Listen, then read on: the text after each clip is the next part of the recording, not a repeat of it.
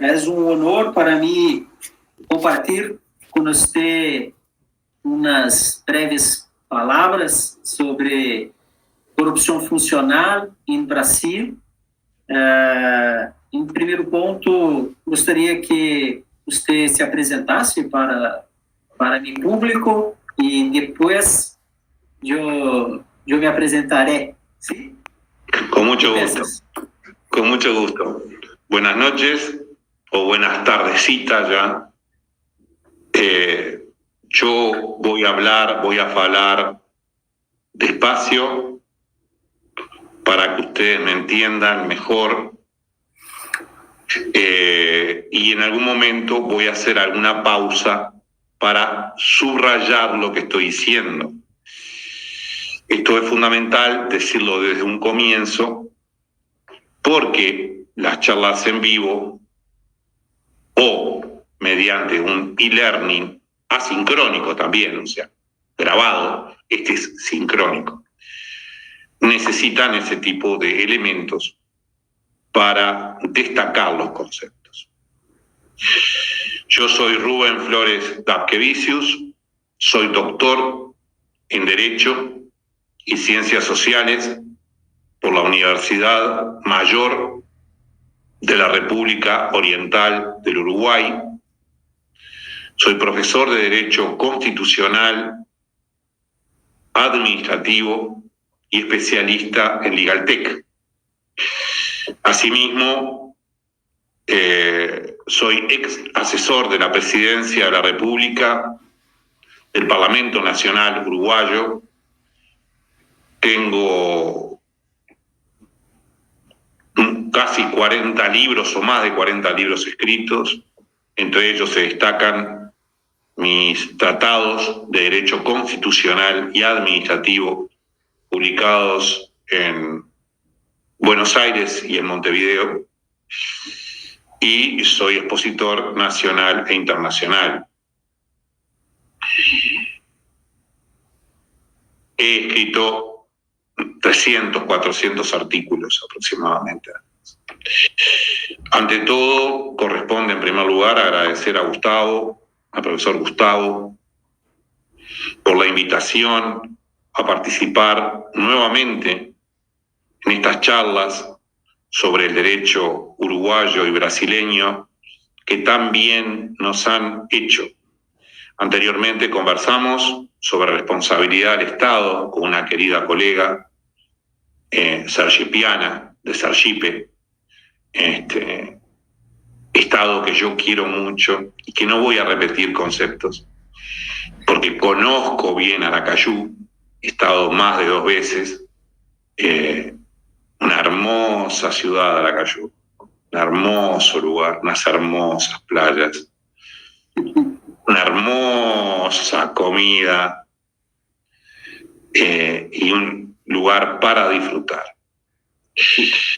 Y en segundo lugar, corresponde entonces agradecerles a ustedes vuestra presencia, que podrían estar caminando en la playa, claro, viendo las plataformas de petróleo que se ven. La luna.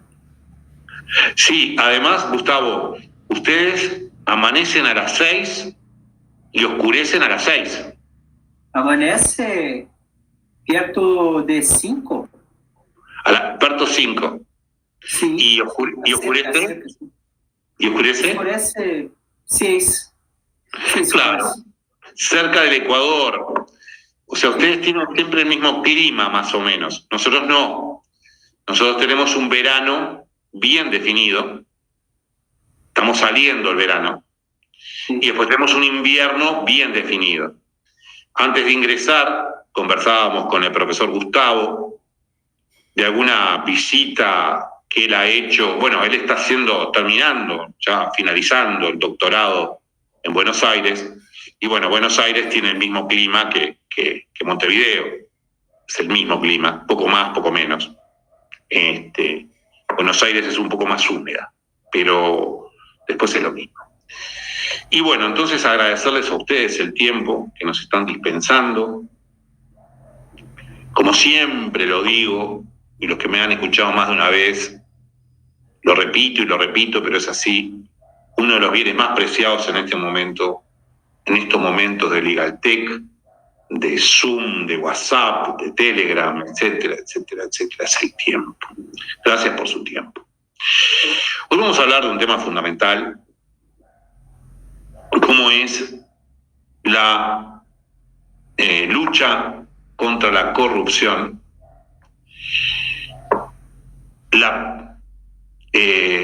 el deber de probidad de los funcionarios públicos, que en determinado momento afecta en mayor o menor medida, la situación de nuestros países. Las realidades, creo, profesor Gustavo, que las realidades de Uruguay y Brasil son distintas en virtud de lo extenso que es Brasil, de los diferentes regímenes. Además, Brasil es un estado federal, Uruguay es un estado unitario. Uruguay es como que fuera, no en territorio, pero es como que fuera Sergipe, por decir, o Bahía. Sí. No es una federación de estados, es un estado con alguna descentralización. Y además, por ese mismo motivo, Uruguay es mucho más fácil de ser controlado en general. Tiene una cultura cívica muy conocida en el continente y en el mundo, creo yo, por lo menos en diversos países occidentales. Y los actos de corrupción aquí no han sido y no son extendidos. No existen en general mafias en sentido ancho, grupos organizados para delinquir contra el Estado. Asimismo, nosotros tenemos una legislación, vamos a hablar de derecho y después vamos a hablar de algún caso práctico. Nosotros tenemos una legislación respecto a la probidad administrativa, a la defensa del dinero público. Porque no debemos olvidar, esto es muy importante, no debemos olvidar que el dinero que manejan los gobernantes,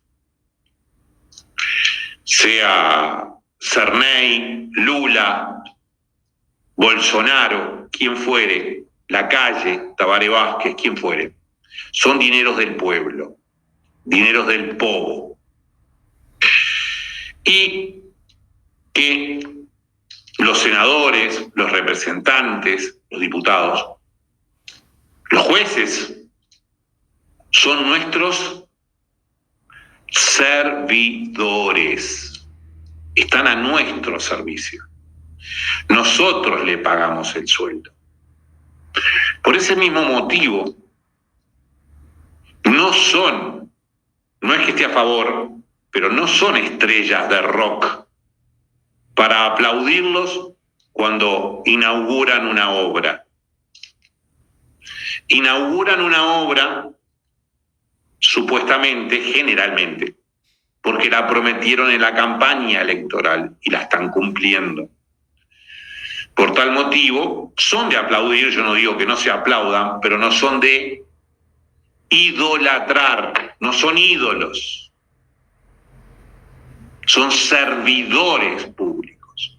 Son tu servidor público, mi servidor público. Punto. Ni más ni menos. Elegidos democráticamente en algunos casos, generalmente.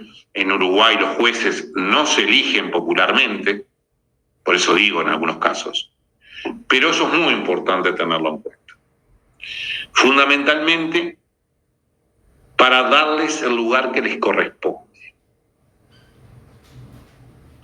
Aquí en Uruguay, nosotros nos cruzamos muy fácilmente tanto con los senadores, como con los representantes, como con los diputados, como con el presidente de la República. Es muy habitual cruzarse. Generalmente el presidente de la República de Uruguay, tiene una pequeña escolta y no mucho más. Esto es importante tenerlo en cuenta. Es por eso que se han dictado determinadas normas. Estas normas que defienden el dinero, nuestro dinero, el dinero que aportamos nosotros mediante los impuestos, mediante los precios en los servicios públicos, etc., es defendido especialmente en Uruguay por la ley 19.340. No interesa el número, más para el público brasileño, que no se puede estar escuchando. Es una ley del 2015, que termina una evolución. O sea, no es la primera ley, termina una evolución. Lo importante de esta ley, lo más trascendente de esta ley, es que extrajo, y acá tengo que ser un poco técnico, Gustavo, extrajo de la administración central, del Poder Ejecutivo, un órgano y lo descentralizó, rompió la jerarquía, le dio una independencia mucho mayor. ¿Me explico, Gustavo?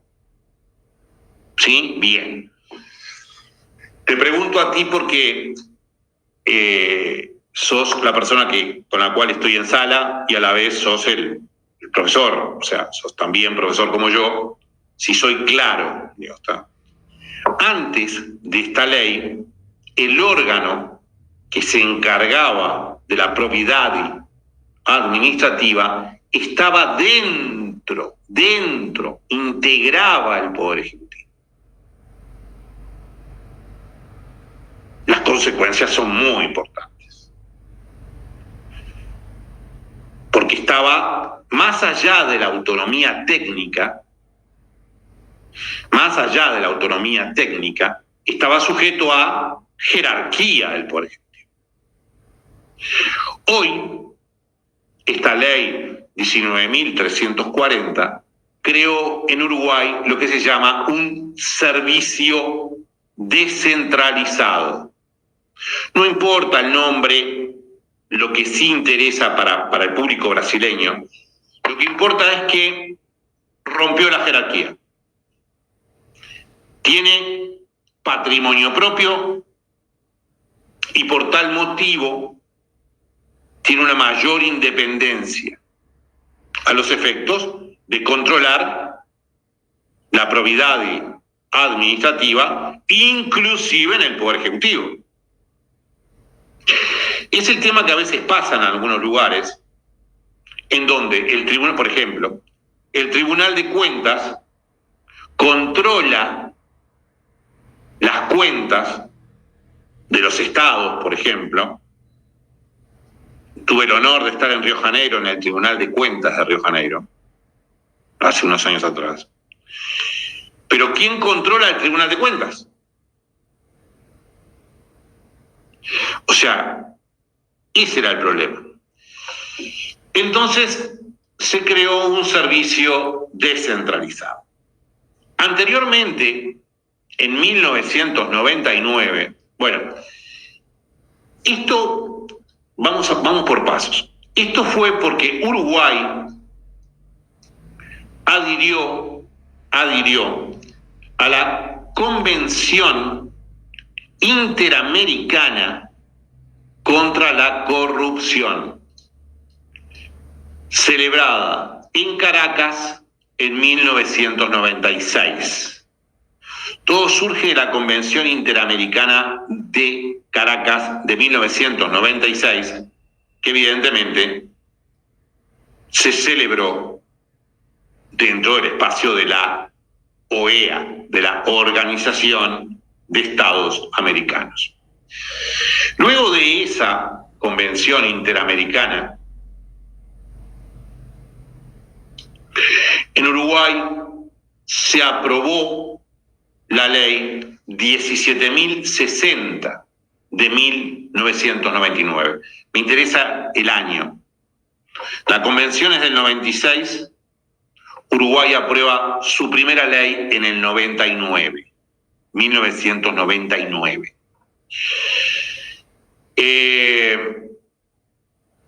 Esta ley 17.060 fue la que creó la Junta Anticorrupción, como se le dice en Uruguay.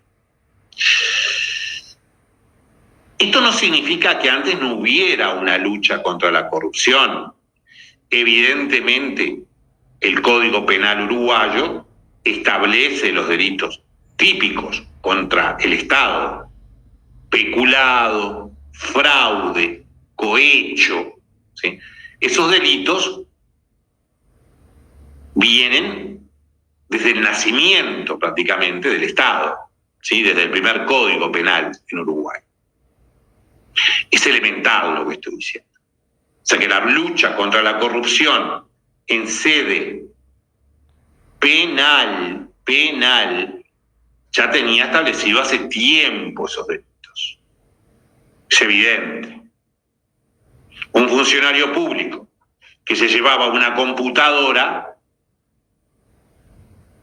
era denunciado por peculado. Pero eso era en sede penal. En sede administrativa, sumario administrativo. ¿Sí?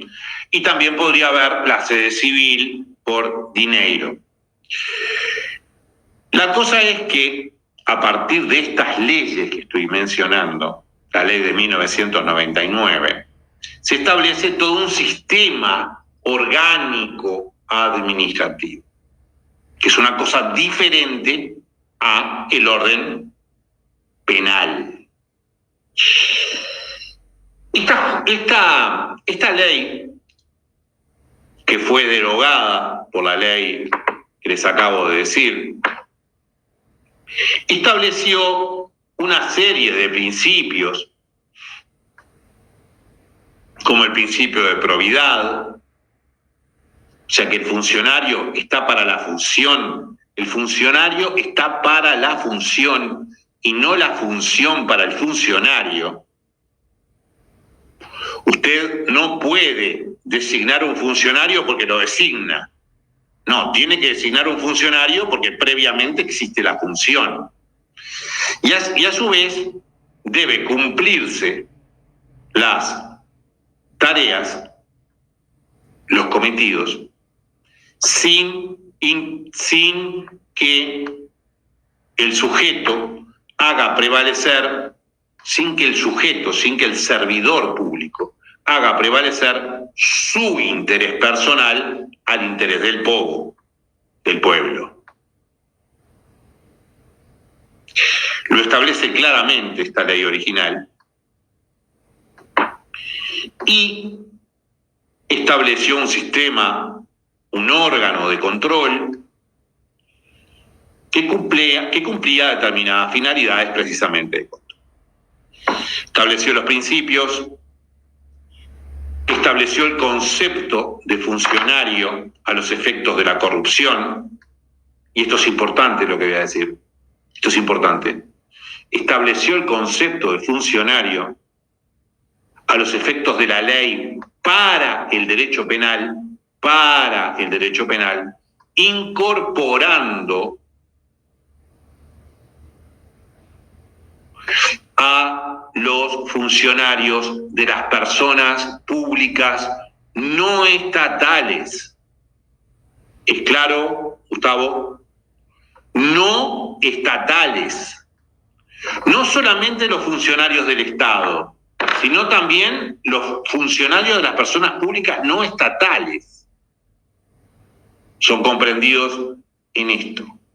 ¿Por qué? Porque las personas públicas no estatales, en muchos casos, administran dinero público. dinero del ciudadano, dinero de las personas públicas, por lo menos en Uruguay. ¿Sí? Hay muchas personas públicas no estatales que administran dinero del Estado, entonces pueden incurrir en improbidad. Es claro. Esa misma ley estableció algo muy importante, como fue, y es, porque se mantiene, las declaraciones juradas de bienes. Existe una nómina de funcionarios, comenzando por los de mayor jerarquía.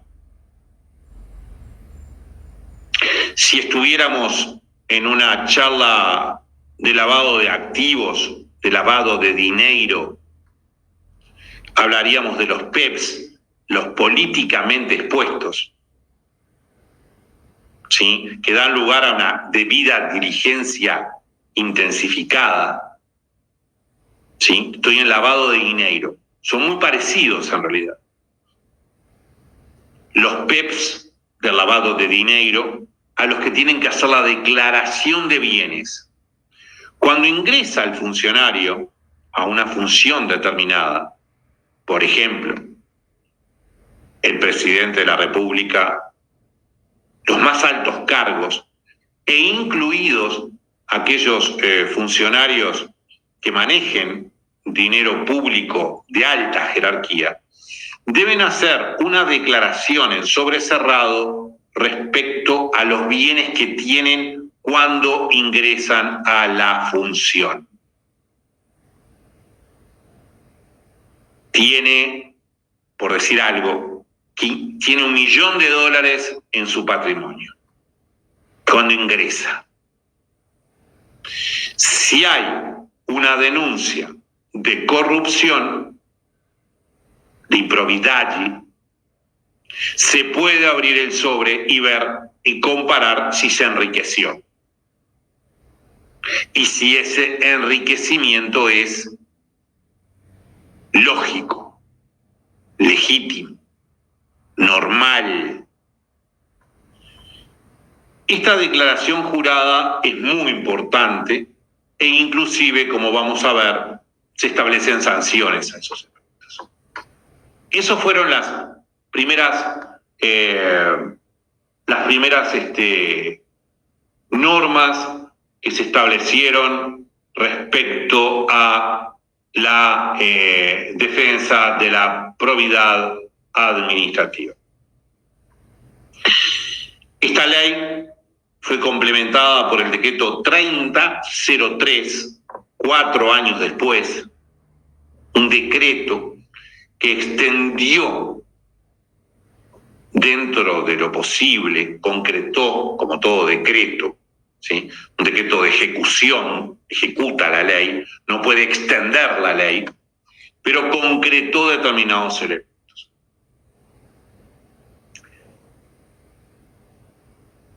La Junta, que después voy a analizar, estamos en el sistema, reitero, estoy en el sistema administrativo, no en los delitos, que es una cosa distinta, que existían desde siempre, ¿sí? Esta Junta tiene una potestad sancionatoria, se le otorgó una potestad sancionatoria de la retención del 50% del sueldo, 50% del salario, retención, si no se presentan las declaraciones juradas. La declaración jurada es fundamental, porque ahí uno comienza a ver qué patrimonio tiene el funcionario cuando ingresa a la función. Se puede retener, previa vista, en fin, etcétera. Es todo un procedimiento con plenas garantías administrativas.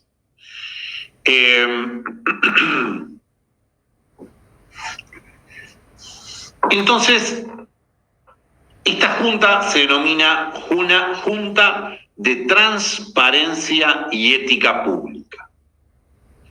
Junta de Transparencia y Ética Pública. Lo más importante del tema es cómo se integra. Es muy importante saber cómo se integra el órgano. El órgano se integra con tres funcionarios designados por el presidente de la República en Consejo de Ministros. Uruguay el presidente actúa en consejo o en acuerdo. O sea, el consejo es todo el Consejo de Ministros, todos los ministros. Y el acuerdo es cuando actúa con un ministro. Todo el Consejo de Ministros, previa venia del Senado, con 3/5, con una mayoría de 3/5. Y acá me tengo que detener.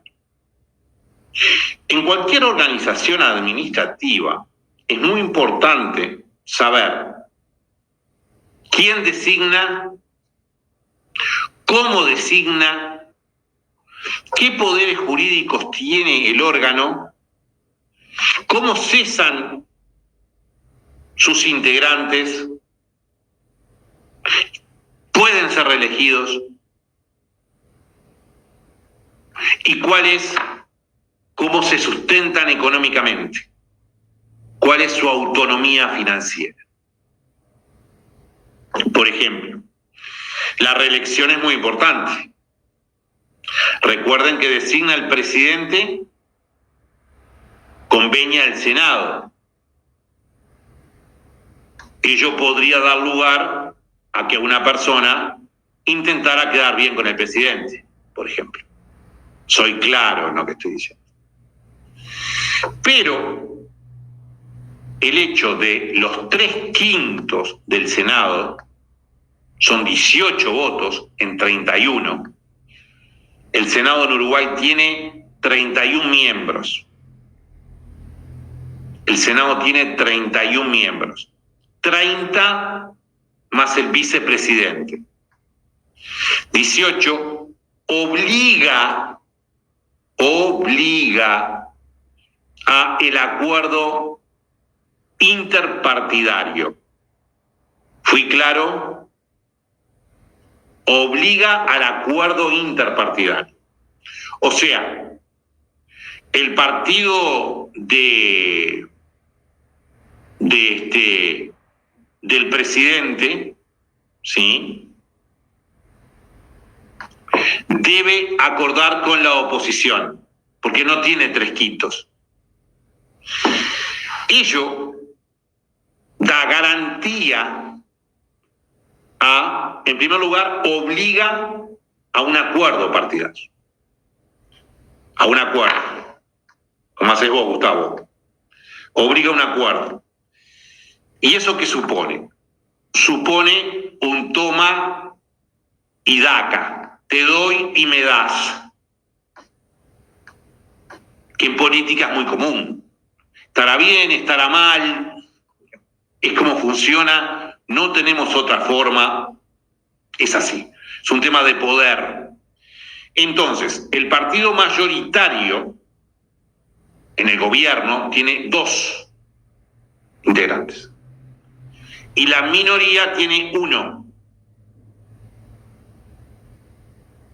Porque viene el negociador del partido mayoritario y le dice, bueno, quiero a Juan Pérez y a Toto López. Y el otro le dice, bueno, yo quiero a Ana María. Bueno, estamos de acuerdo. Levantamos todas las manos en el Senado. Si no nos ponemos de acuerdo, no se designa. ¿Cierto? Entonces permite una mayoría al partido de gobierno, aunque las personas deben ser independientes, lo dice claramente. Han habido integrantes de esta junta que han votado en contra de actos de su propio partido. ¿Sí? Han votado en contra. O sea, han condenado actitudes y a su vez le da una estabilidad al de la minoría, porque para removerlos también se necesitan 3/5, una mayoría especial. Te designo por 3/5, te remuevo por 3/5. Así que la estabilidad en el cargo es bastante importante. Esto es muy importante porque son cargos delicados. Redondeando, los cometidos. Los cometidos fundamentales son, los cometidos de la Junta son asesorar a los organismos públicos, tener un registro de las declaraciones juradas, procesar las denuncias, cuando hay una denuncia, procesar la denuncia, mantener vínculos con los organismos similares internacionales,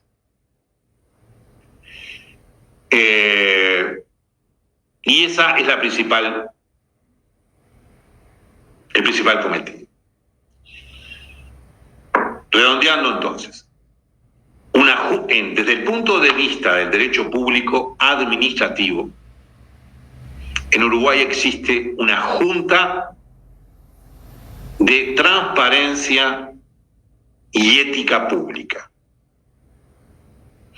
que recepciona las denuncias que puede hacer cualquier ciudadano respecto de las posibles conductas de corrupción o improbidad administrativa.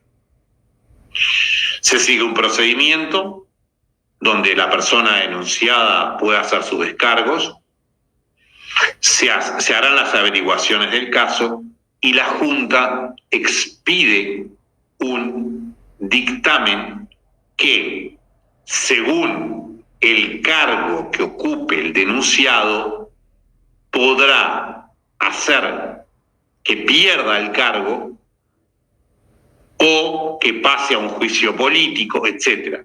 No es lo mismo que se compruebe una improbidad administrativa de un senador que tiene fueros parlamentarios, hay que hacerlos caer los fueros, a un funcionario común que no tiene fueros. Un senador, si se le comprueba por la Junta que estuvo un acto de corrupción, se denuncia ante el Senado. Se denuncia ante el Poder Judicial. Sí, se presenta la denuncia ante el Poder Judicial. Pero el senador tiene fueros. Entonces, al tener fueros, hay que pasar el expediente al Senado para que le quite los fueros. Y otra cosa es un funcionario común que va derechamente a declarar y eventualmente a prisión, se le hace un sumario administrativo, no es un funcionario político. Una cosa es un funcionario político y otra cosa es un funcionario de carrera. Eso es muy claro. En Uruguay no han habido casos de corrupción generalizada, por decirlo así. Han habido casos salpicados, algunos casos salpicados de corrupción. El más notorio fue en el periodo pasado de gobierno, cuando el vicepresidente de la República, que tenía fueros, era vicepresidente, renunció al cargo, porque su partido político le aconsejó que renunciara. Miren la consecuencia. El partido político, además, le prohibió ser candidato por 10 años. El partido, no la Corte Electoral, no la justicia electoral. El propio partido le dijo, usted no puede ser candidato. Bajo nuestro lema, usted no puede ser candidato. Eso pasó en el periodo pasado. El vicepresidente de la República renunció. Hubo también en los últimos años algunos otros casos salpicados, pequeños, de corrupción que se procesaron ante la justicia, etcétera. Pero no existe bajo ningún concepto una corrupción generalizada y nuestro sistema político en ese sentido funciona muy, pero muy correctamente. Muchas gracias por su tiempo y estamos eventualmente a las preguntas que puedan realizarnos Gustavo, e inclusive si vos querés hacer alguna acotación, fantástico, sí. Sería muy bienvenida. Professor, muchas gracias. Eu vou repetir algo que falei naquele primeiro encontro, em que pretendo um dia viver o sonho uruguaio, professor. Porque em Brasil nós não morimos de, como habla tédio em castelhano, aborrecimiento. No entiendo. ¿No mueren por...? No, aqui no Brasil, nós não moríamos de aborrecimento, porque há muitos casos de corrupção e que é um problema muito sério. Professor, é possível observar uma evolução legislativa quanto à luta contra a corrupção em Brasil. Digo deste ponto de vista legislativo porque Brasil mantém uma posição vergonzosa, ¿sí? Vergonzosa, Sí.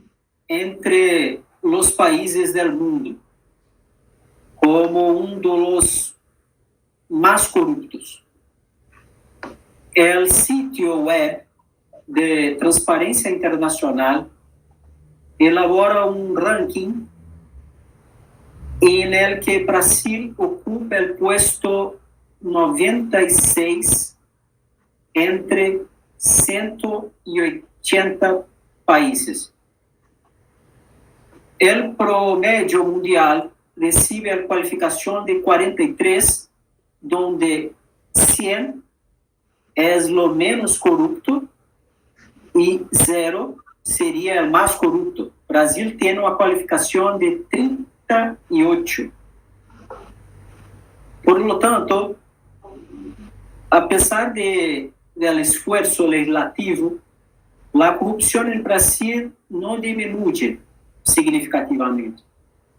Poderíamos pensar em las razões que conduzem à la insuficiência da lei.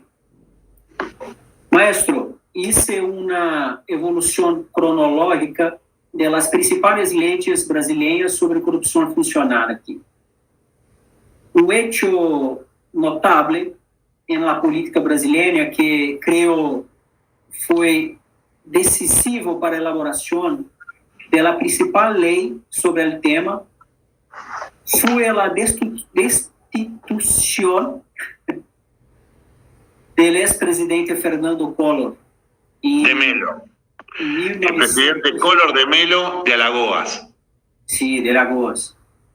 Ele foi governador do estado em Alagoas. Isto ocorreu em 1992. E nesse momento histórico, o Brasil clamava por transparência e honestidade na gestão pública.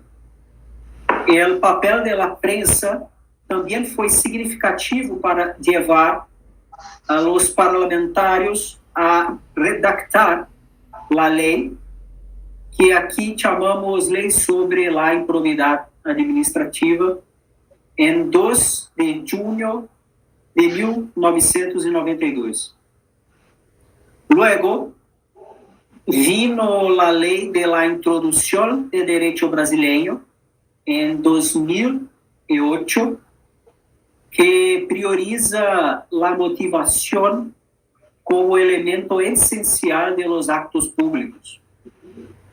En mayo de 2019, la ley contra el abuso de autoridad y finalmente la ley denominada Paquete Antidelito de diciembre de 2019. Hay una ley que se llama Ley de Ficha Limpa, eu não sei como habla em castelhano, que inclui temas que impedem os candidatos a participar do processo de eleição também em 2010. Esta lei é muito importante. O fato é que este conjunto de leis contribuiu a uma hermenêutica integradora, professor. Entende? Cabe mencionar que em 2013 se deram importantes movimentos sociais em Brasil. Nossa Corte Constitucional juzgou uma demanda cujo fundo discutia o pago ilegal a parlamentares para votar a favor de projetos do governo. Aqui, nós chamamos de mensalão. Neste processo foram detenidos alguns empresários, parlamentares e ex-ministros do Estado. Este episódio contribuiu à la destituição da ex-presidente Dilma Rousseff em 2016. Este ano se estava realizando a maior investigação contra a corrupção em Brasil, chamada Operação Lava Jato, Sí. que leva à prisão do ex-presidente Lula em 2016. O mais importante, maestro, é que desta comoção social e de todo este cambio em el cenário político brasileiro, nosso Estado constitucional salió ileso. É uma señal de que nossa democracia constitucional está madura, a pesar de alguns deslizes neste caminho. En estes últimos 15 anos, Brasil se ha puesto a prova, professor. As tensões vividas são parte do juego democrático e, como sabemos, são as crises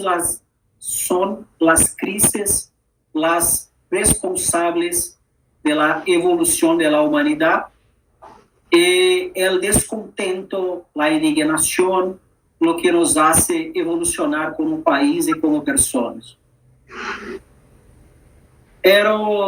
Esses eram mis pontos, maestro. Elegí ser o menos técnico possível para hacerme entender por os hermanos uruguaios que me escutam. Por lo tanto, eu agradeço, professor. Muitas gracias. A mí me parece que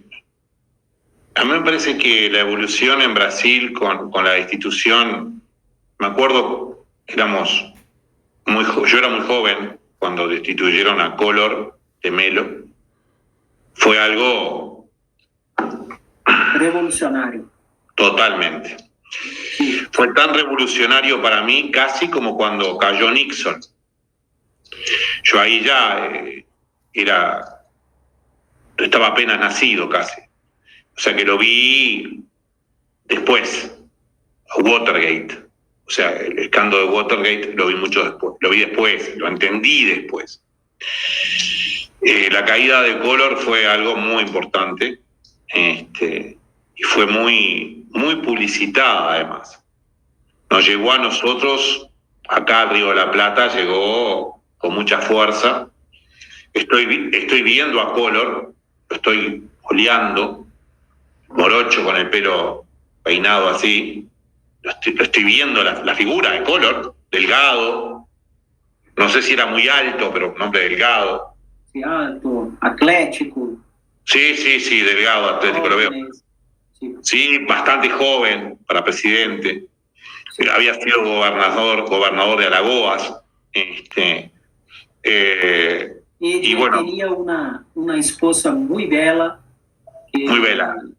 que o ayudó a ganar las elecciones aquí. Claro, creo que